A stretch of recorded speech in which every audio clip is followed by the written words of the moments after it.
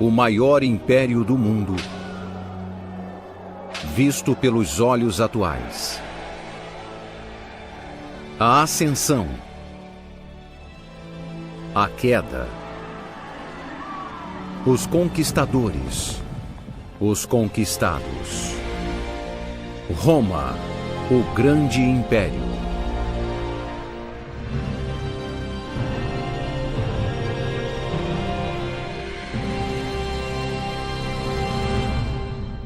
Olá, sou Joe Mantegna. Roma foi um império magnífico, onde os imperadores exerciam um poder supremo. Homens famosos como Augusto, Calígula, Cláudio e Nero reinaram em uma civilização antiga cobertos de poder e de glória, em um mundo de obscuridades, dramas e violência. Juntem-se a nós, pois vamos contar as vidas públicas e particulares desses soberanos. Hoje, o History Channel e a Logon apresentam a Era dos Imperadores. A Era dos Imperadores. Distribuído por Logon. Versão brasileira, Sérgio Moreno. O início do Império Romano simbolizaria a arte de governar, produzindo líderes famosos como Pompeu o Grande, Júlio César e Marco Antônio. Mas, em 31 a.C., o governo republicano que já existia há quase 5 séculos tinha sido desmembrado. Era o início de uma era de ouro. Em vez de dividir a liderança entre 2 cônsules como tinha sido no passado, o poder supremo estava nas mãos de um só homem, que tornou-se conhecido como César Augusto. César Augusto, filho de um deus, que estabelecerá a Era do Ouro no Lácio sobre os campos que eram de domínio de Saturno. Virgílio. Em 27 a.C., Caio Otávio Turino, mais conhecido como Otaviano, se tornaria o líder mais reverenciado do Império. Nascido em 63 a.C., Otaviano cresceu em uma família aristocrata italiana. Era um jovem mimado e doente, que compensava sua fraqueza física estudando literatura e dominando a oratória pública. Em 44 a.C., o tio-avô de Otaviano, o ditador romano Júlio César, foi assassinado. César sempre gostara do jovem e inteligente Otaviano. Como não teve herdeiros legítimos, César adotou-o póstumamente em seu testamento, deixando todos os seus bens para ele. Contra o desejo dos pais, Otaviano foi para Roma reclamar os domínios de César e seu nome. Logo que chegou, encontrou a oposição de Marco Antônio, que julgava que aquele adolescente pretensioso não merecia a herança. Você, rapaz, que tudo deve a um nome. Marco Antônio. A morte e o legado de César foram itens políticos importantes para um jovem de 19 anos. Como Marco Antônio disse, sem nada além de um nome, foi preciso muita coragem para ir a Roma reclamar sua herança.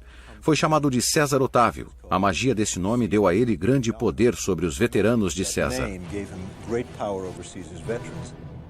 Na República Romana, Otaviano não poderia herdar a antiga posição de César em Roma, mas como herdeiro de sangue, usou a influência do nome de César para estabelecer a base de seu poder em Roma. Durante os 17 anos seguintes, edificou um exército e derrotou seu rival, Marco Antônio, que subsequentemente cometeu suicídio. Depois de anos de uma guerra civil sangrenta, Otaviano restaurou a paz e a ordem no Império. O povo romano recompensou-o com um novo título, Augusto, que significava semidivino. Com o novo título, surgiram outras mudanças. A mudança entre Otaviano e Augusto foi muito importante. É, em parte, um sinal de maturidade.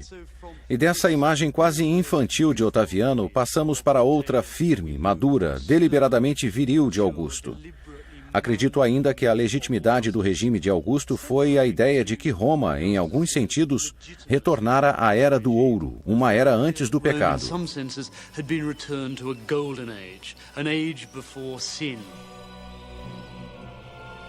Augusto tornou-se o primeiro de uma longa sucessão de imperadores que governariam Roma nos 500 anos seguintes. Era então o único governador do mundo mediterrâneo que incluía a Itália, o Egito, a Síria, a Espanha, a Gália e partes da Ásia Menor.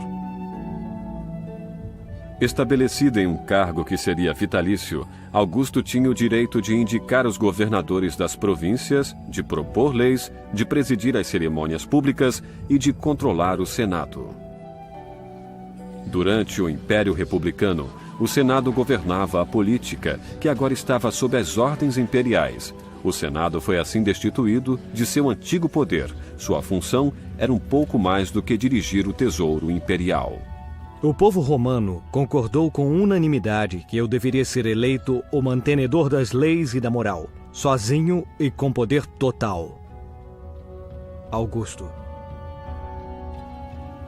Júlio César pode ter sido o maior comandante militar romano, mas seu filho adotivo se tornaria o maior político de Roma. Augusto era um homem educado, de inteligência rápida, que sabia como dominar o Senado. Diferentemente de Júlio César, Augusto era frugal e não ligava nem um pouco para sua aparência física. Ele era tão distante de cuidados com seus cabelos que vários barbeiros tinham que trabalhar ao mesmo tempo rapidamente. E quanto à barba, era aparada ou então raspada, enquanto ao mesmo tempo estaria lendo ou escrevendo alguma coisa. Suetônio. Não se pode dizer que Augusto fosse um líder militar.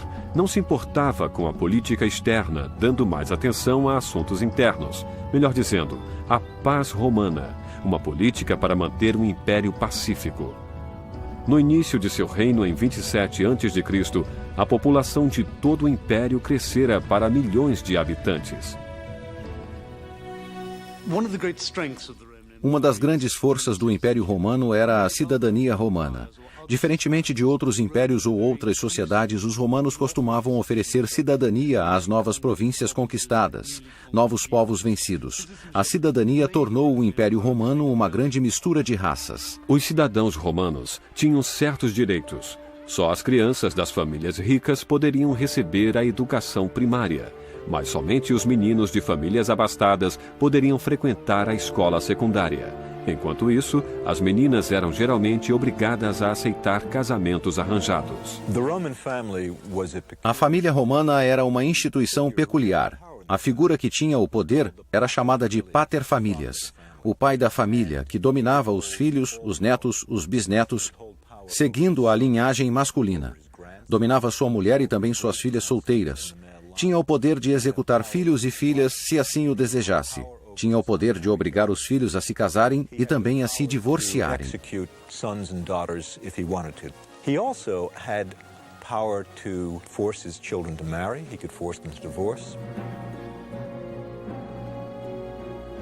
As disputas domésticas geralmente eram decididas dentro da família. No entanto, o assunto privado do casamento logo se tornaria uma preocupação pública durante a Era de Augusto.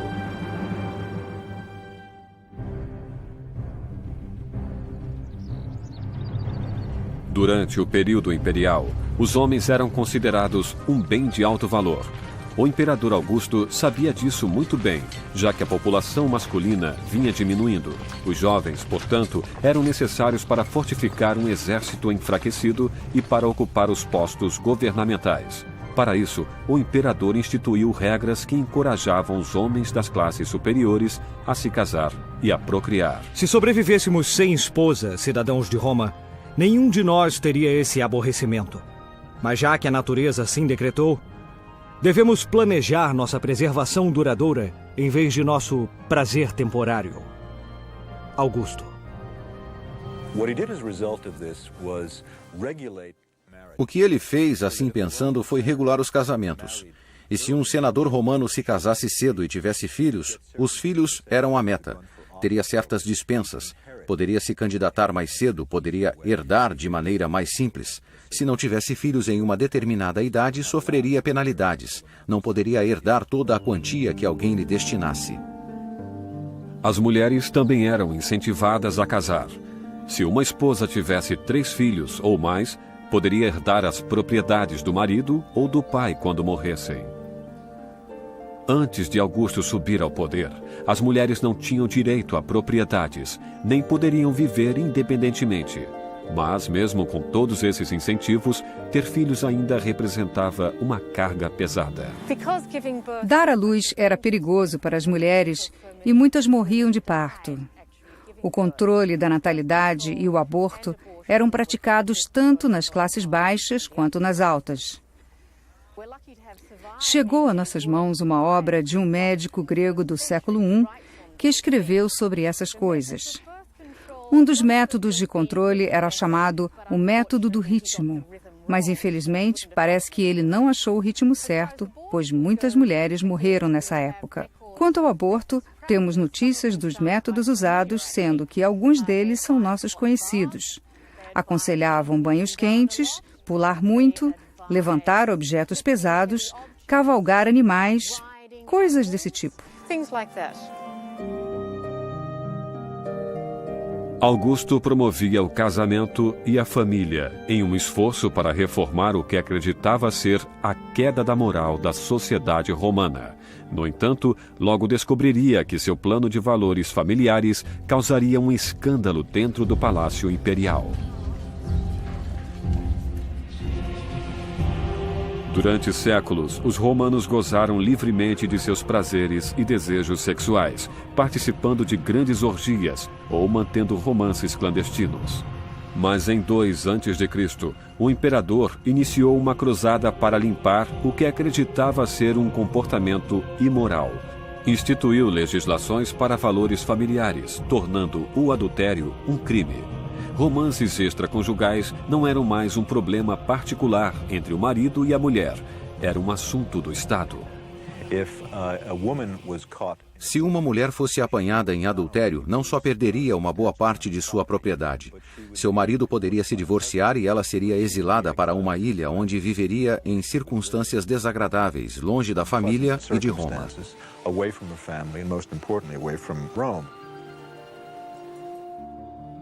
A lei permitia que os romanos matassem suas filhas ou esposas se fossem apanhadas em adultério.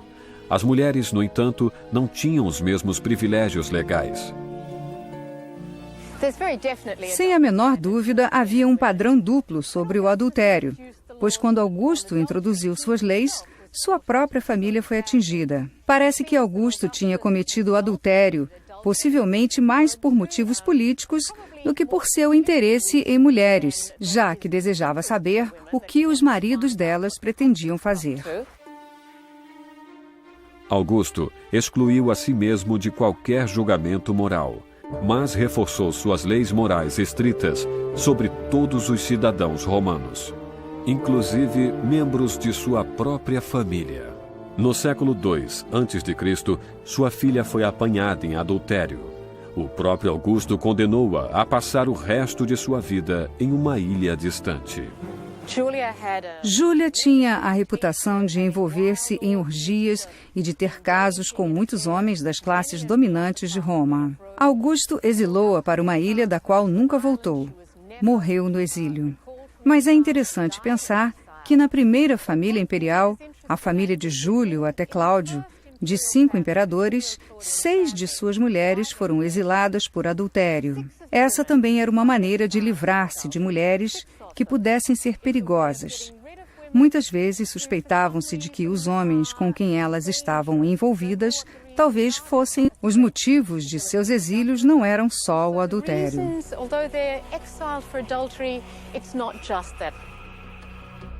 A esposa de Augusto foi uma das poucas mulheres aristocratas a escapar do escândalo moral. Lívia Drusila era casada e estava grávida quando conheceu Augusto, que tinha 25 anos na época. Divorciou-se de seu marido e tornou-se a terceira esposa de Augusto.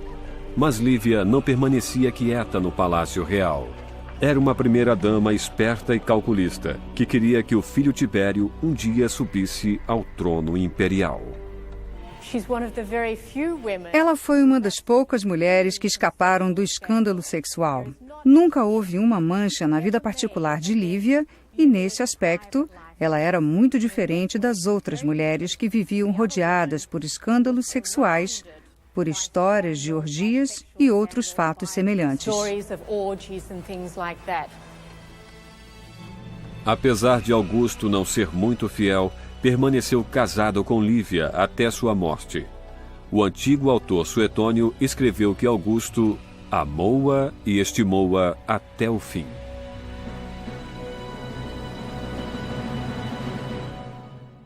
Para reforçar sua legislação sobre a moral, o imperador Augusto podia influenciar o império em muitos aspectos, inclusive nas artes. Mas, com o tempo, suas táticas severas de governo tornaram-se impopulares com os cidadãos de Roma.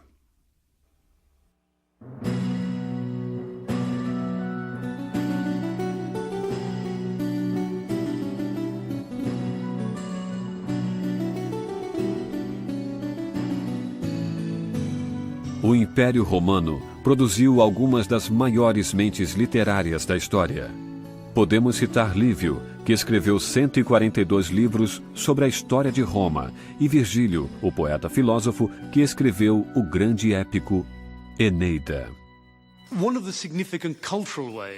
Uma das formas culturais significativas que Augusto estabeleceu durante seu poder foi fundando, apoiando e controlando um grupo de poetas da corte, que escreviam poesia celebrando a revolução moral de Augusto e a nova era do ouro que ele afirmava ter levado para Roma. Esses poetas escreviam por dinheiro, escreviam sendo sempre subvencionados.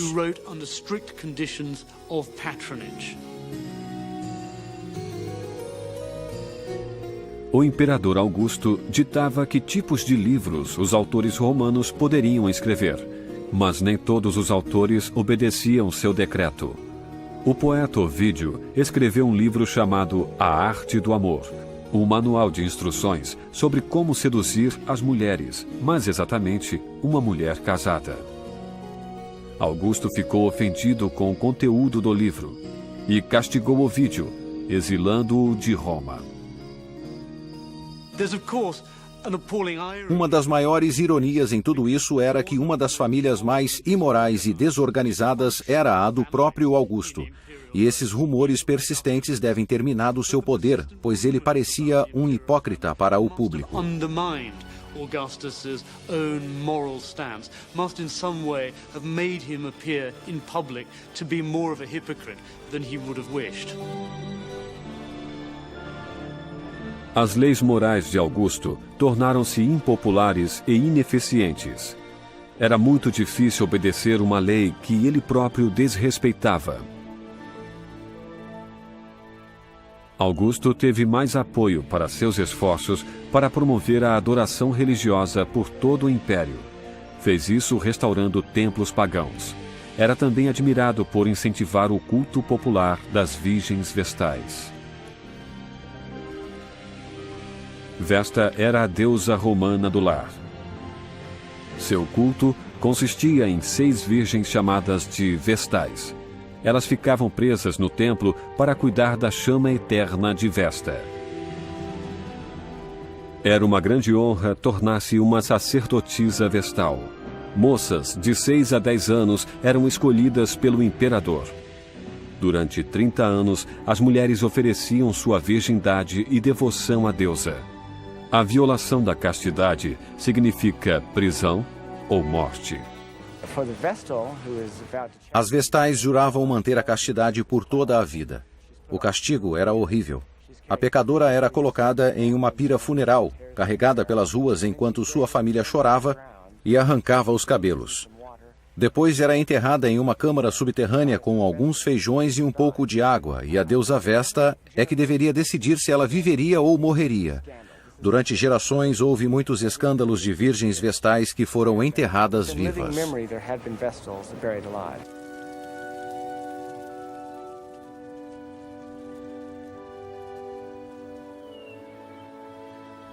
Durante seus 40 anos no trono imperial, Augusto fez várias reformas que elevariam seu nome como um dos maiores imperadores.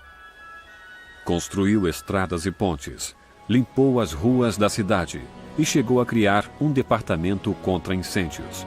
Revitalizou Roma, tornando-a a cidade mais opulenta do mundo. Cidade de mármore.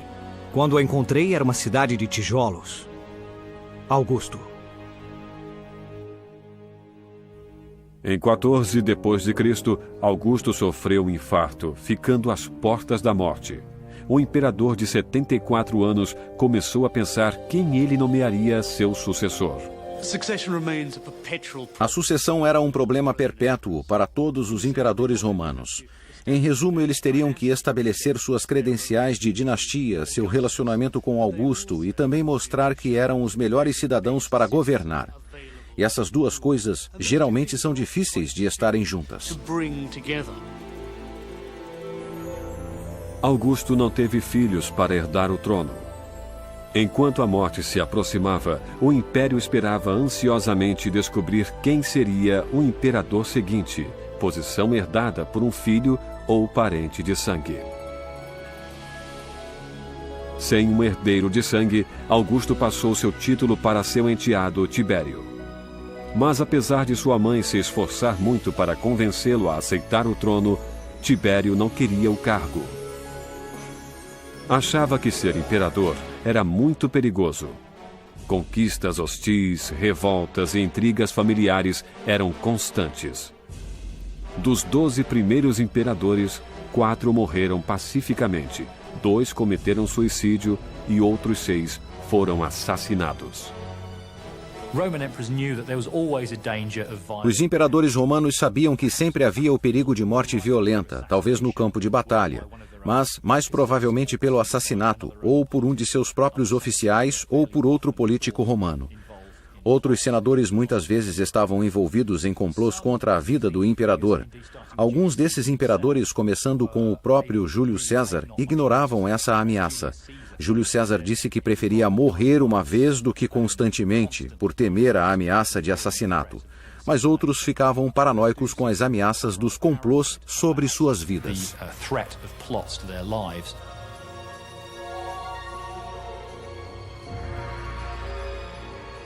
O próprio Augusto escolhia sua guarda pretoriana. Como os agentes secretos dos governos atuais eram contratados para proteger o imperador a todo custo.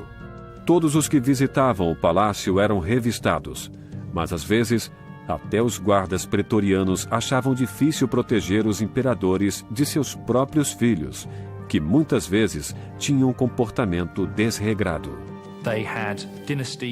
Eles tinham a dinastia, mas geralmente os príncipes mais jovens, tendo sido criados nos palácios imperiais com poucas restrições sociais, seriam imprevisíveis como imperadores. E essas figuras eram afastadas como loucas.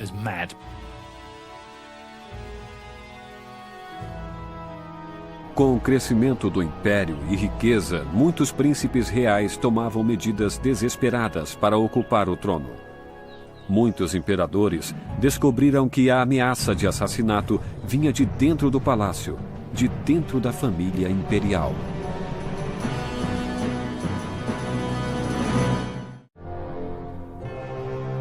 César pode ter inventado o termo família-problema, que foi aperfeiçoado pelos imperadores que o sucederam. Depois de 23 anos no trono, Tibério morreu. Seu sucessor foi seu sobrinho-neto Calígula, que foi considerado louco. Disse que Calígula era epilético e tinha insônia, que lhe deu muito tempo para planejar as execuções da mãe e dos irmãos, assim como cometer incesto com suas irmãs. Amava os animais de modo estranho, chegou a nomear seu cavalo como cônsul.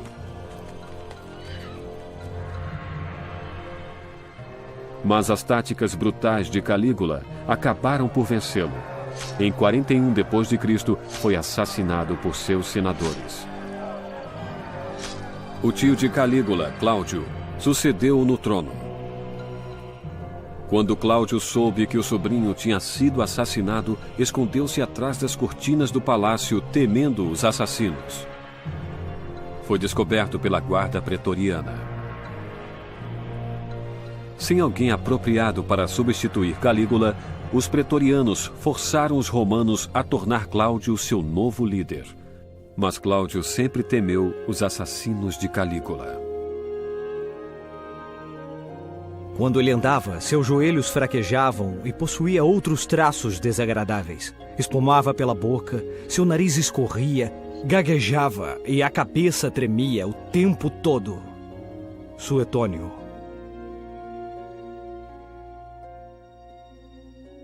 Cláudio era uma criança doente e sempre foi ofendido pela família. Sua mãe Antônia, filha de Marco Antônio, dizia que ele era um monstro.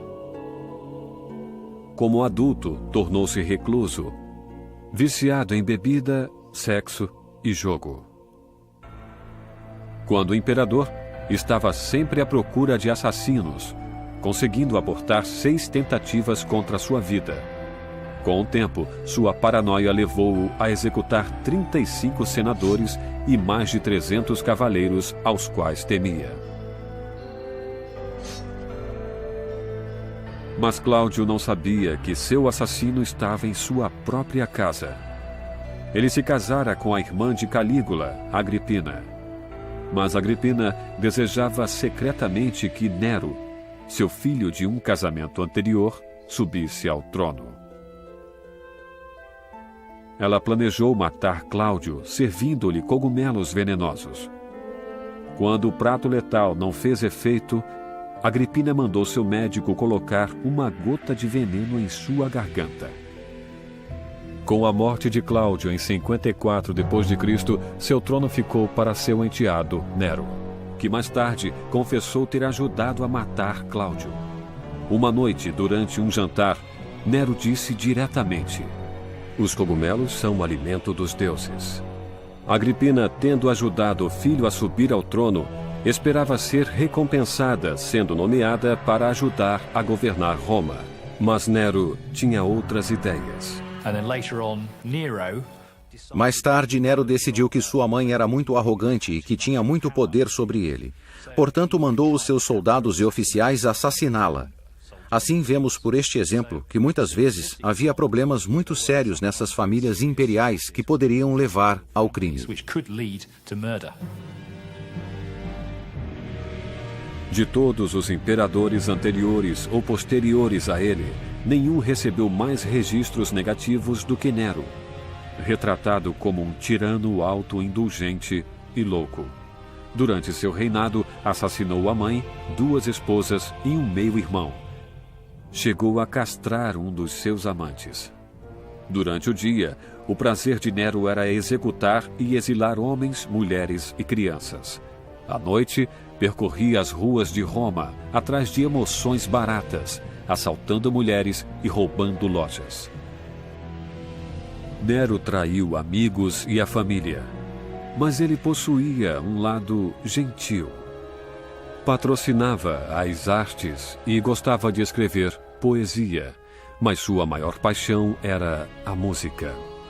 Nunca antes um imperador aparecera em um palco para tocar lira ou representar numa peça.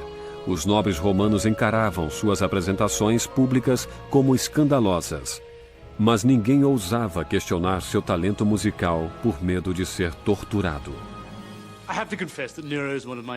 Tenho que confessar que Nero é um de meus imperadores favoritos, porque ele não foi tão mau quanto é falado. O mais importante para ele era a ideia da arte de atuar, que naturalmente é comum a todos os políticos, antigos ou modernos. Nero era um bom ator como qualquer bom presidente americano, e representou em várias situações. Por causa disso, foi odiado pelas pessoas que escreveram sua história. Para elas, ele é o homem que cantava enquanto Roma ardia, que fazia excursões artísticas pela Grécia bastante embaraçosas.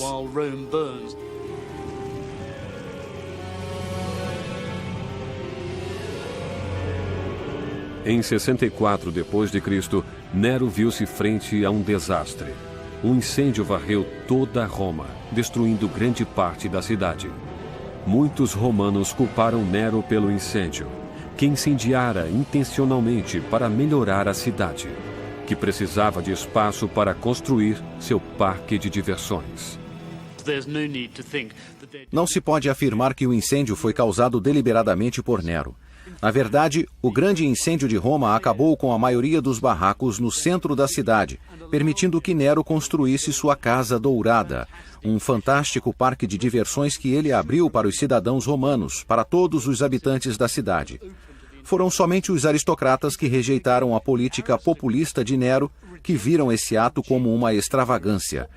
Mas eu imagino que aquele parque foi uma espécie de Disneylândia romana, fundada pelo imperador. Alegria para todos. E que foi odiada pelos aristocratas que pensavam poder ter a posse e o controle do imperador.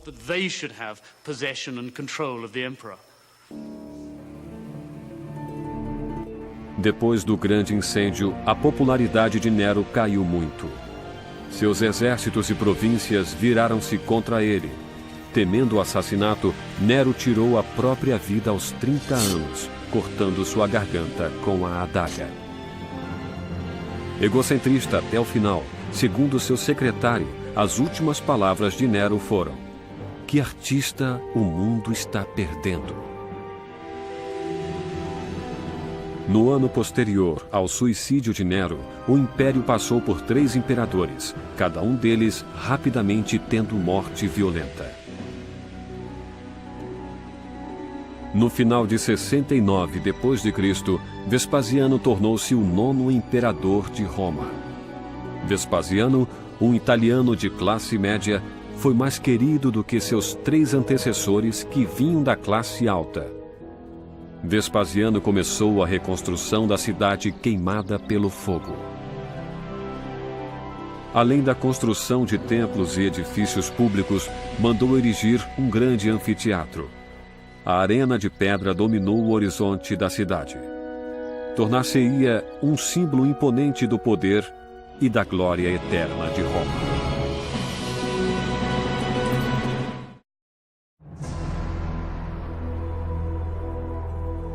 Em 80 d.C., nenhum outro local em Roma atraía mais a atenção do que o Coliseu, uma marca registrada imperial.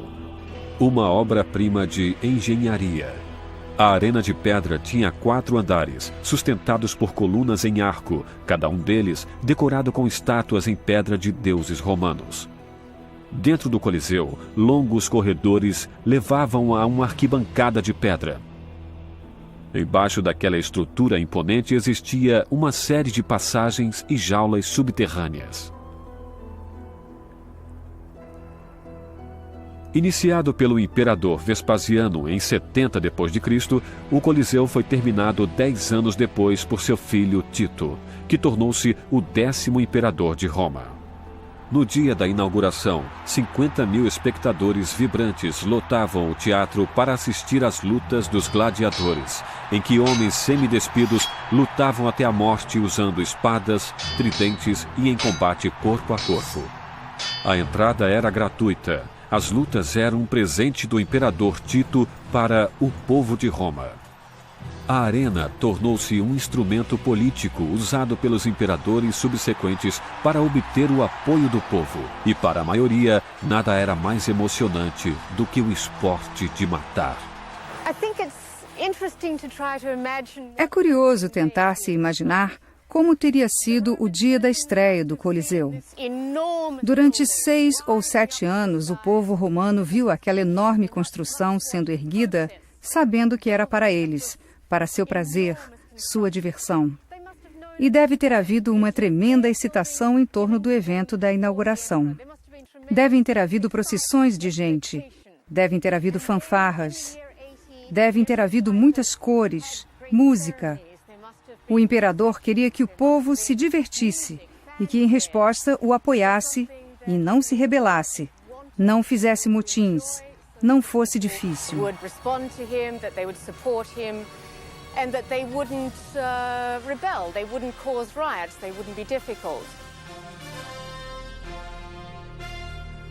Alguns gladiadores eram voluntários nessa carreira perigosa. Eram treinados em escolas especiais, esperando conquistar fama e recompensas financeiras. No entanto, a maioria dos gladiadores era fundamentalmente prisioneiros, criminosos e escravos. Para eles, as lutas eram um meio de ganhar a liberdade ou uma batalha terrível para permanecer vivos. Muitas vezes lutavam uns contra os outros. E tinha-se um homem com uma rede que era ágil, porque não carregava todo aquele equipamento pesado, lutando contra um gladiador super armado, e as pessoas apostavam dinheiro em quem achassem que venceria. Existe alguma evidência de que durante alguns períodos da história romana houve mulheres gladiadoras. Os espetáculos de gladiadores não apresentavam só lutadores. Animais exóticos eram importados do norte da África e da Ásia. No dia de um evento, centenas de tigres, leões e ursos eram mantidos em jaulas sob o Coliseu. Um sistema de roldanas levantavam as jaulas ao nível da arena, quando deveria haver lutas de animais. Havia uma programação para o espetáculo do Coliseu que tinha seu clímax no fim do dia. Pelas manhãs, havia as lutas de animais em que um animal menor era atacado por um animal maior. Depois, animais lutando com gladiadores. Depois disso, havia talvez o que fosse o espetáculo mais horrendo de todos. A sessão do meio-dia, em que criminosos eram levados para a arena e simplesmente executados para a diversão do público. O Coliseu era somente um dos vários locais que apresentavam esses esportes para espectadores. Desde os dias de Espartaco, em 80 a.C., anfiteatros semelhantes de pedra eram construídos em quase toda a província romana. Estou no anfiteatro de Siracusa, que é muito interessante. Foi construído aproximadamente em 200 d.C. Uma das coisas que os construtores desses locais tinham que pensar era na proteção dos espectadores contra os animais selvagens. Uma das maneiras foram as barreiras, que geralmente eram arredondadas para o caso dos animais tentarem saltá-las, pois escorregariam.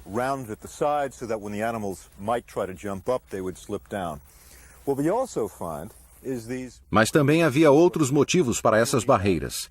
Aqui temos uma inscrição que diz que este lugar era marcado, reservado para a família de Statílios, o local que essa família comprou para sentar-se nos espetáculos.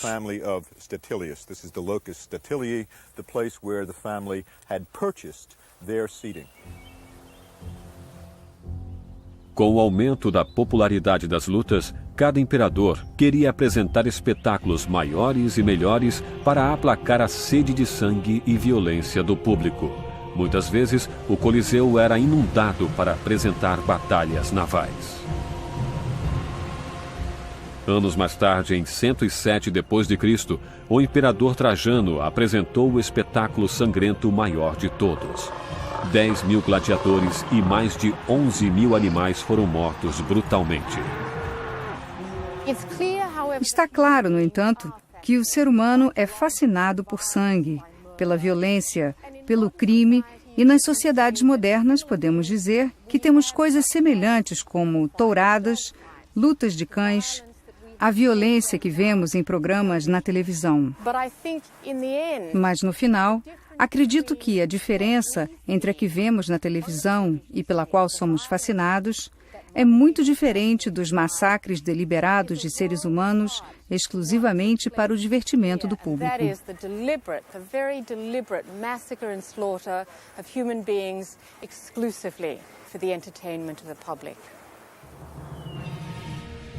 Mas os espetáculos de gladiadores não eram os mais populares da Roma antiga. Por todo o império, fãs frenéticos exigiam corridas de bigas chamadas circos, para assistir à vitória de suas bigas favoritas.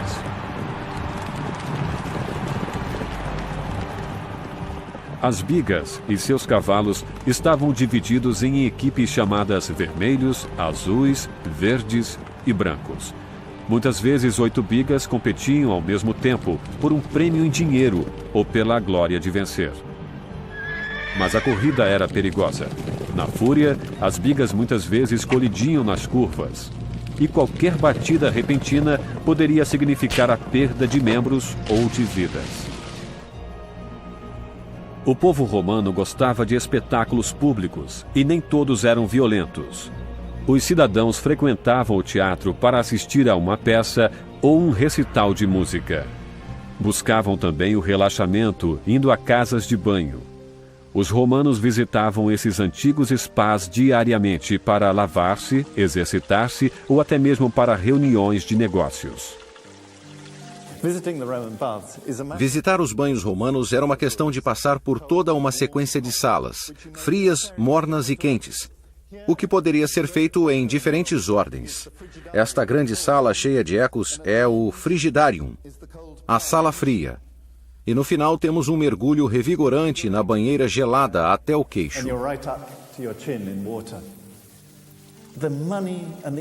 O dinheiro e o interesse que eram postos nos banhos mostram a importância deles na vida social romana.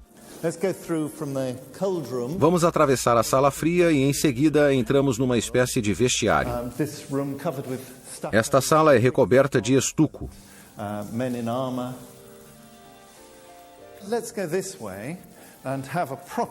E vamos mergulhar aqui, o que é quase como um banho termal.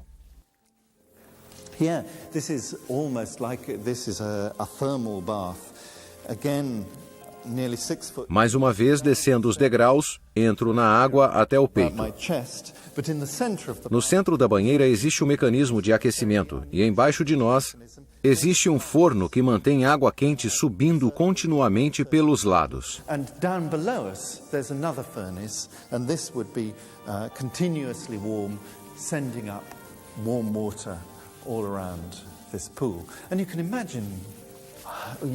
E facilmente 30 pessoas podem banhar-se aqui. O fato de 30 ou 40 pessoas nuas estarem juntas numa banheira era uma das preocupações morais dos romanos, pois acontecia o que acontece quando as pessoas ficam nuas juntas. E uma maneira de lidarem com isso era dizendo: vamos separar os homens das mulheres, porque banhos mistos nus é um pouco demais para pedir-se de uma civilização.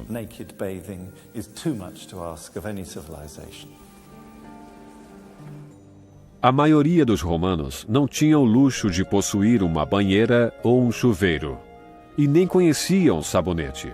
Portanto, visitavam frequentemente os banhos. Limpavam-se passando óleo na pele, esfregando-a com um instrumento curvo de metal. Além do banho, eram oferecidas massagens, cera corporal e depilação.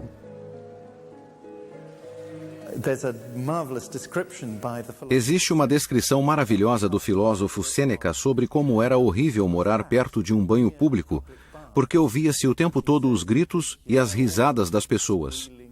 E o pior de tudo, diz ele, era quando arrancavam os pelos das axilas, pois então os gritos eram maiores.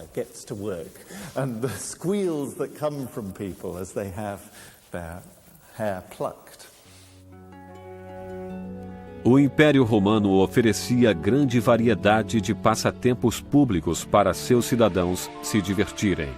Os rituais e tradições da vida diária davam ao povo romano uma sensação de continuidade.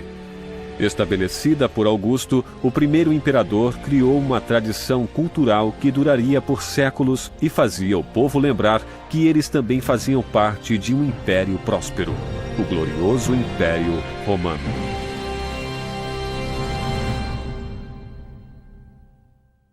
Dentro dessa cidade eterna, os imperadores criaram uma terra de fantasia para a diversão da população.